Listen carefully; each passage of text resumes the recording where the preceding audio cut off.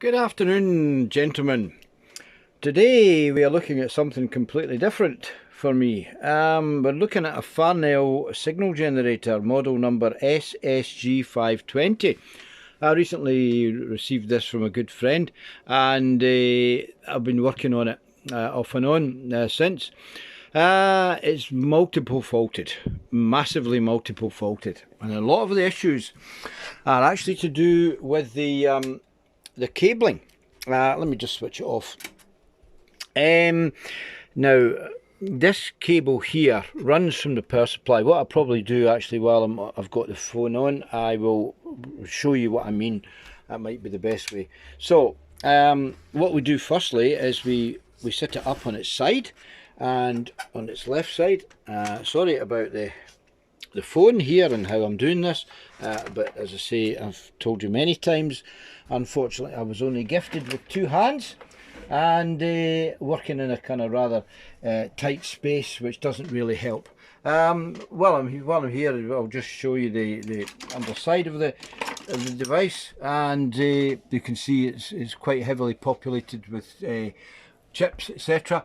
Of course, of the technology of the time, and we see some of the wiring there as well. Multiple switches. A lot of the wiring looks actually quite tidy and looks in good condition, no problems, but there are areas where there's problems in the radio, in the generator. So we'll show you one of the biggest issues first. Might be an idea. Well, I don't know whether other people have had this problem. Don't get me wrong, it's a nice enough unit to work on. Now, this all was beginning to give problems here. This had all gone gooey. Now I've cleaned it all up, I've tidied it up, and I've redressed some of the cables that were bad with heat shrink tape. This plug here, I don't know if you notice how it's beginning to fall apart. Well, what happens here, of course, is when you're pushing it in, there doesn't seem to be any backing on these are actually not clipped. They're not actually clipped, so when you're pushing it in, it's pushing back, so they're not always making contact. But there was a short here on the 15-volt line. This one was one of the worst ones actually, this orange lead here. So there was a problem there, that was shorting out, and we had no 15 volts, positive 15 volts. That was one of the first problems. So we've managed to sort that side of it out. Let me just push this board back up into its receptacle. Hopefully we don't get any further problems there. Just get my finger in there, make sure that's in. I'll just clip this back in.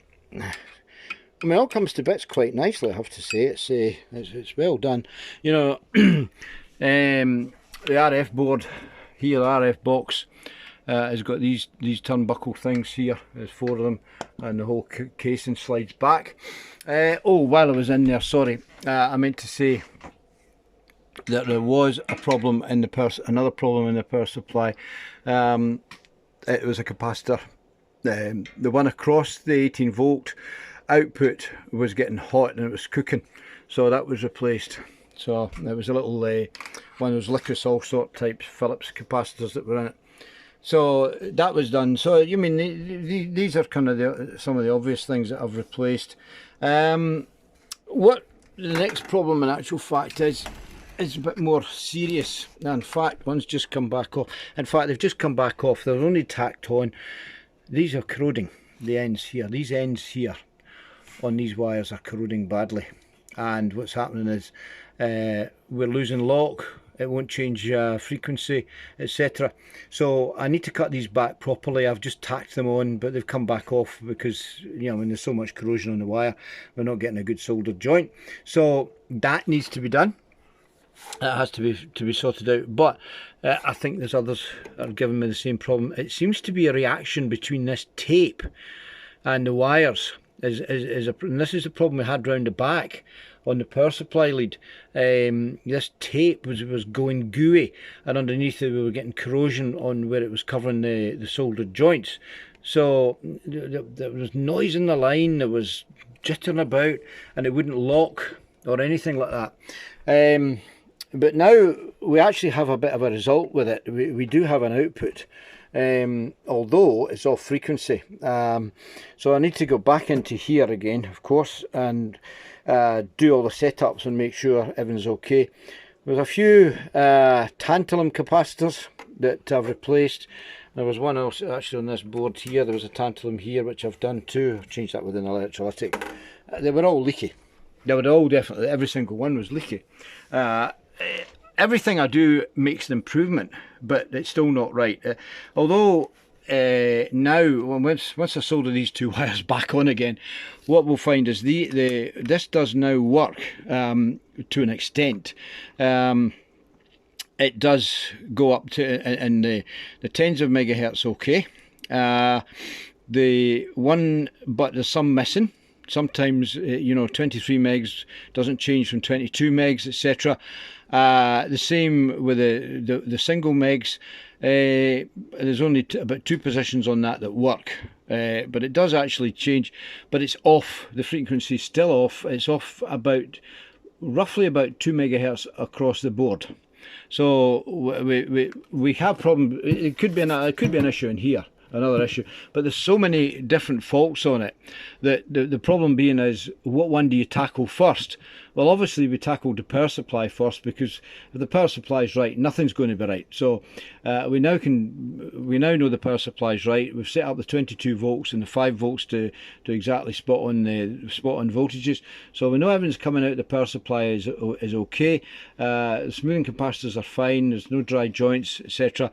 So we've got that. But there's also these PAP diodes that people are talking about that can give trouble. These are PAP diodes here, the PAP50s. So these could be problematical. I don't know. We haven't gone that far yet. That might be something to do with the fact it's not locking up. But I'm sure we're going to find that the vast majority of the problems that are going to be down here. So I might have to take the whole board out. Right, the whole front is scratching off and so on to get into this and check every one. It's going to be a bit of a job, admittedly, but anything with this tape round it is a problem. There's corrosion underneath it. It gets a bit gooey. It causes severe corrosion to the leads. There's already one been done prior to me having this. As you can see, there's a red lead here onto one, and it's been hardwired onto the board, which is fine. There's no problem with that. I prefer it wasn't, right enough, but it's been done that way, so I can't say anything about that. So that's fine. But there's not a lot of movement. That you don't get an awful lot of free space here to actually get into to do these leads, so it's a bit tight. Whether or not we'll ever get this working 100% is, I don't know. I'm beginning to kind of have my doubts, but obviously an exceptionally good signal generator in its time. I've actually been I've actually used it. I've got an external input on it up to my mini disc. I've also used the internal you know, the internal tones, the 401 kilohertz tones, which work all right. You mean, I've had output from it. I've heard it on my radio, etc.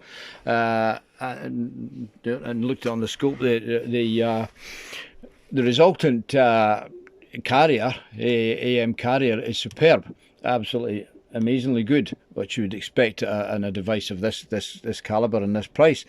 So yes, it should be an extremely good generator when it's working.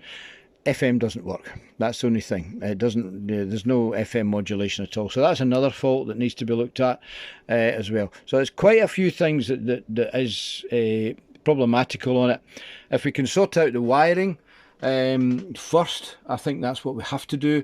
Try and get the wiring all sorted out, and then we'll delve in deeper and find out if there's what other problems there is. You know, I mean, you never know. Once we've done the wiring, we may have cured all the faults, but I have my doubts. There was one of the little what do you call it, tantalums was under distress on one of the boards inside the can. So we discovered there's 5 tantalums in there altogether. So we just replaced them, rightly or wrongly, with 22 microfarad 50 volt electrolytics, and that actually got the thing going. I actually did get some RF out on it. It's relatively stable, so I'm sure that was a good job to do. But like I say, there is these PAP diodes, there's the wiring, and there could be some problems in here. One of the boards has definitely been worked on in the past. It was a bit of a mess, to be fair. I've no idea who was working on that, but the screening can hadn't been properly soldered on. It was hanging loose. There was another issue on that board. There seems to be an extra diode being put in, and it's the wrong type. So I think we need to replace that with the right one. So there's a few things to try and sort out. But if at the end of the day we don't get it going, we don't get it going. Unfortunately, I got this for nothing. So I was quite happy to get it, quite happy to give it a go. It's always a bit of a learning curve with me as well. Being a TV engineer, and this kind of stuff is not the kind of stuff I worked on in my time. But it's never too old to learn. So so anyway, we'll give it our best shot. We won't give up yet. I've been working on it since Sunday, so and this is now Tuesday, so and it's only a few days into it, so I wouldn't normally give up as quick as that. I usually give it a bit longer. So that's what the plan is. I'll give it a bit longer. I'll do some more work on it. I'll do my best. If I get it going, brilliant. If I don't, well, okay, nothing gained, nothing ventured kind of thing. So there we are. Okay guys, thanks for having a look at this video. Sorry it's a bit jittery, so it's a bit jerky, etc, etc. I should really get a stand for the phone, but the thing is, a stand with the phone isn't so handy when you're trying to show people the circuitry and the unit. But there we are. Okay, thanks very much. Take care everyone, and if you're not already a subscriber, please subscribe and press the notification bell for all these new videos that I'll be putting on in the next 5 minutes. Haha, that'll be right. Okay guys, all the best. Bye for now.